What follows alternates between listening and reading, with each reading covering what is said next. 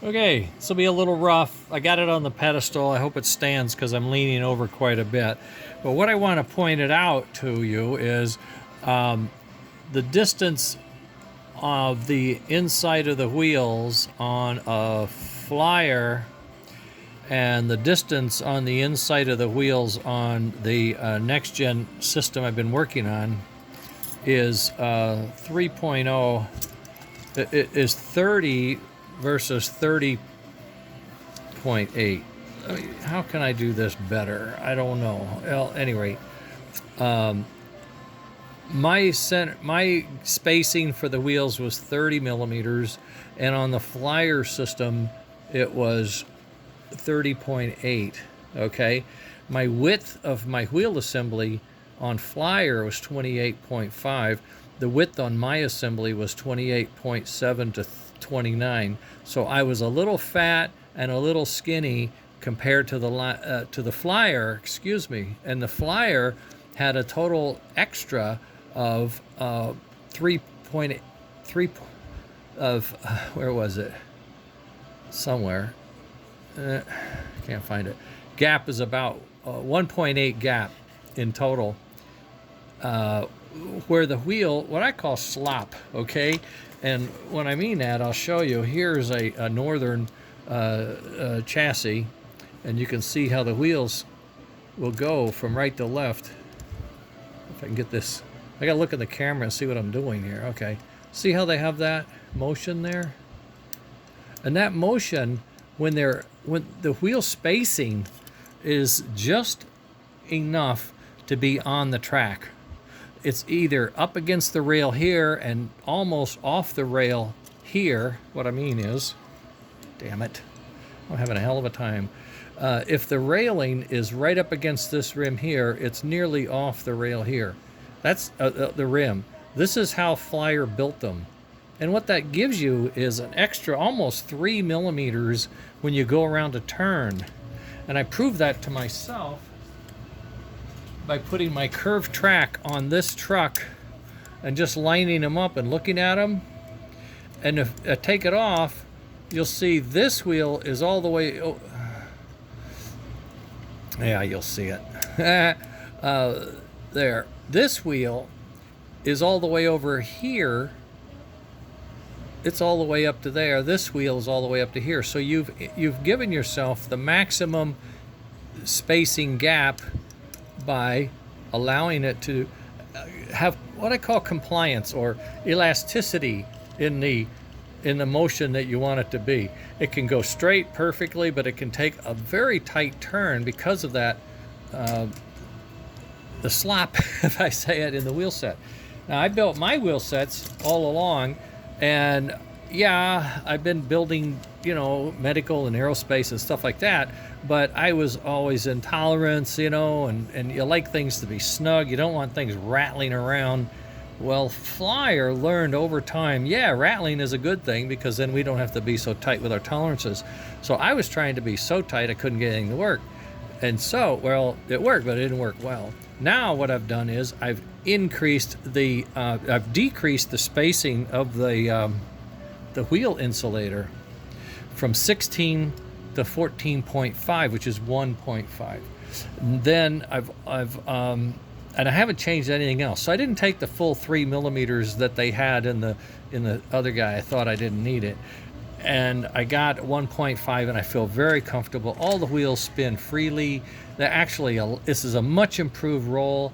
I took it out and I just gave it a spin, and it went almost 1/3 of the large main line around the curve and everything. I put it on the inner loop, and it went around the inner loop flawlessly, although it did slow down a little more, but I'm guessing it's because of the tighter turn. I put it on a series of very tight turns and switches, and it went through them flawlessly. So I think my problem wasn't so much that I didn't have the range of motion here, it was that I didn't have the level of compliance with the turn, with the width of the wheel assembly, in that it could self-align, sort of, see? It can push this guy over and this guy over and then line up much easier as it's going around the turn. If it's going around the turn, it lines up like that. And you can see, I can see there's a gap there and a gap down here as it makes that turn in maximum degree. And the ball bearings are working so much better now because I had them so snug there was like no extra, no room. So the bearings work as they should. I designed it too precise or too tight, you could say. I didn't collect the data on the unit I was modeling after, the America Flyer, that they are sloppy. I always knew they were loose and sloppy and it bothered me, but now I understand that the track is too tight. It's not normal, it's not to scale. And so in order for this model toy train to work, you have to give it a little more compliance in the wheel sets, and I think I found the secret. I also had two wheels that were off center, and I threw them away and had two more drilled out, and I used my drill press to drill these, and it goes exactly straight. I got the drill press laid, and I had some drilled and some not, so the second set I finished. The first set I drilled by hand, and a couple of them were gaga. Threw them out. Okay, so we're now squared away. I think we've got this ready to complete the assembly. The next step on the completion of the final design is going to be the interface board from the on-track digital stuff to the pigtail that's going across to the engine, the harness to the engine. I need to have a way of bringing those together and plugging them in or soldering them in so that it's convenient and it makes sense, and I'm not there yet. I do have a thing that works, but it's awful, okay? So I got to make it better. That's the one thing that's in my way. And I'm printing parts now. I've just printed the pivot frames for the number 3 engine, and actually the number 4. I've just got them in case. It's easy to print. I've got the side frames right here ready to assemble. I've got my template that I'm using for wiring, and that is working out real well. I use the stiff wire, and I get it poked in. See if I can do this real quick. I get the wire poked in. I have this exit hole here. I don't think I have this. It's not really perfect for me, but we'll see if I can get it through. Yeah, come on. No, you're not going to, you turkey. Get in there. You know you want to. There we go. Now he wanted to. Okay. Now I push him out just enough, hold him over, and now what I do is I push him out. I pull this over, and I go around my little standoff. I have that standoff taller than the rest, so I go around it like this, and I'm actually bending the wire to that shape. And then I get a flat screwdriver, and I push it down into that groove, and then it stays there, and then I go ahead and I just route the wire around what I need to do.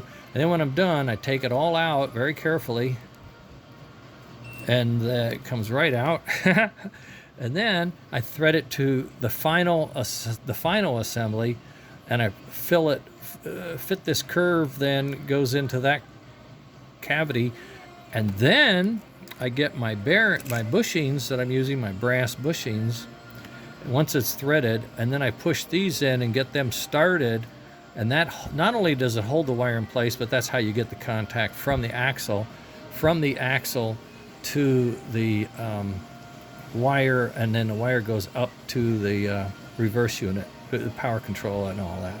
But so this is like a template to how to form the wire, and this is where you put the wire in, and once the wires are in here, then I take the decorative side, the outer side, and I glue that on. Okay, and these match up. There's a hole in here for that rivet, okay, and they match up. And once they're glued together, then I hold them snug for a moment, and then they really cure. And then I worry about making sure I get this bushing piece as flush as I can. That was part of my problem on these designs here. I left it out a little bit, not wanting to be too mean on squishing it in. But when doing that, I took away my center slop, you might say, that spacing between the wheel that lets them slide about.